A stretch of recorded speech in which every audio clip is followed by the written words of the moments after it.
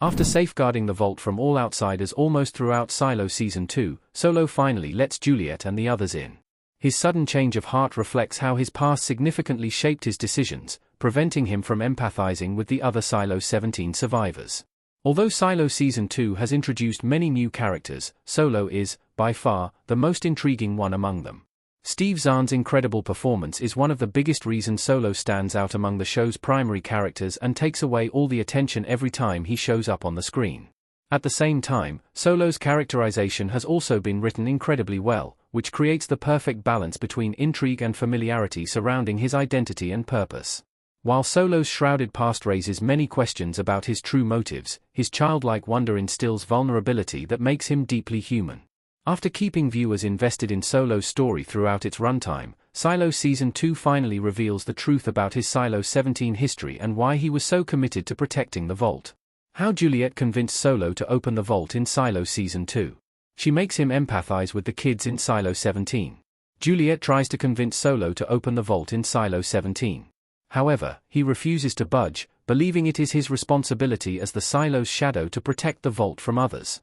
In Silo Season 2's Episode 9, Juliette finally connects the dots and realizes that Solo was only a child when Silo 17's rebellion happened. This helps her deduce that he could not have been the official shadow of the Silo's head of IT.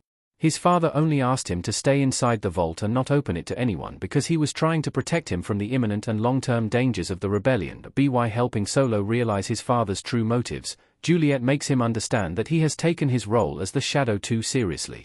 She even tells him about Audrey and Rick's baby, hoping that he will empathize with the survivors and the terrible conditions they have been living in.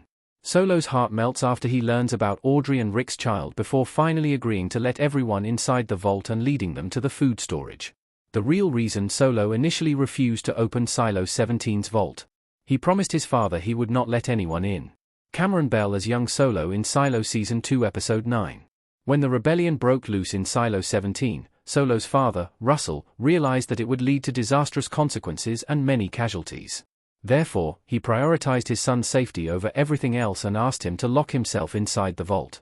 Since Solo was a child when the rebellion happened, his father understood that he was not mature enough to understand the gravity of things and prioritize his own safety. Owing to this, he told him he was Silo 17's new shadow, convincing him that the role of protecting the vault was bigger than anything else. As a result, Solo kept his promise to his father even when Silo 17's sheriff killed Russell right before his eyes.